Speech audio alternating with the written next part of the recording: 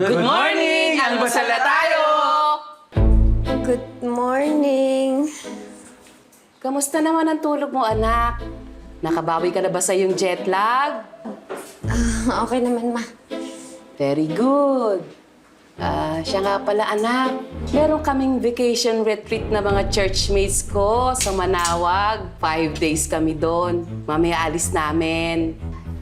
Anak, ako naman sasama ako ng kaibigan ko sa manggagamot doon sa Batangas. Ang galing daw manggagamot yun. Lahat ng klase ng sakit. Napapagaling niya. Baka doon gumaling yung liver disease ko. Liver, di ba? Ay, hindi. Lung disease pala. Nalito lang ako. Sumasakit na kasi yung liver disease ko. Ate, ako naman. May job conference ako sa Baguio. Kasama ko mga college friends ko. 1 week kami doon. Mamasyala rin kami doon. Teka, ba't kailangan mo pa pumunta sa Baguio? Eh, ang dami-daming job opportunities dito, especially you, di ba? Graduate ka with honors? Mas gusto ko kasi mag-stay doon, ate.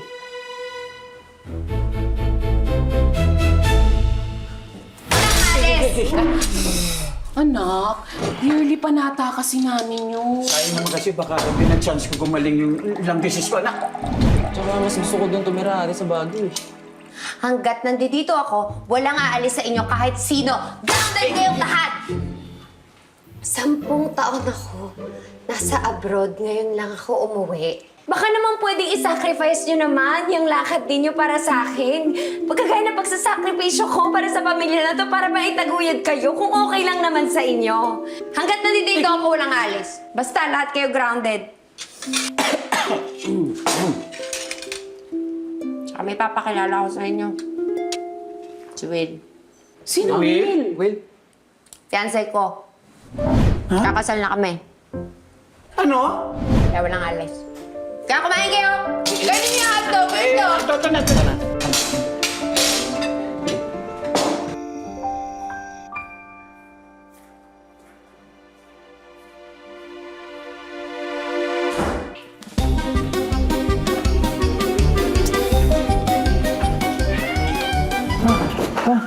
Hindi tayo pwede magbubukong ni Ate Sara dito.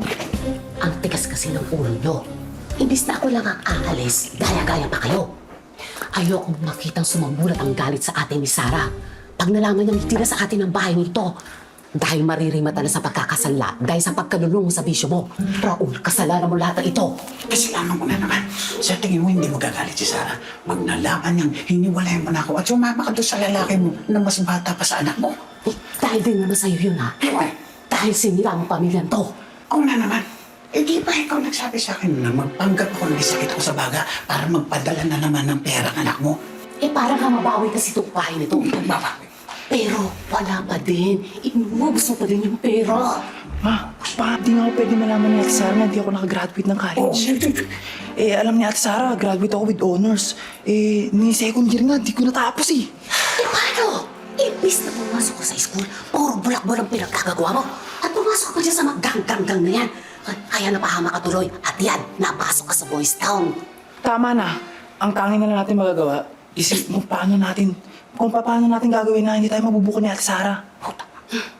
Nahawa nga ako kay Ate Sara eh. Kasi hindi niya alam, uuwian niya pala dito. Hindi na tayo buo, wasak-wasak na. Yun lang. O siya, magkaklabing pa kami ni Walter.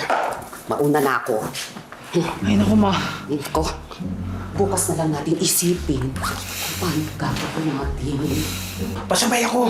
I-draft mo ako sa kusino. Ano ba kayo? Ay, diyan ka lang.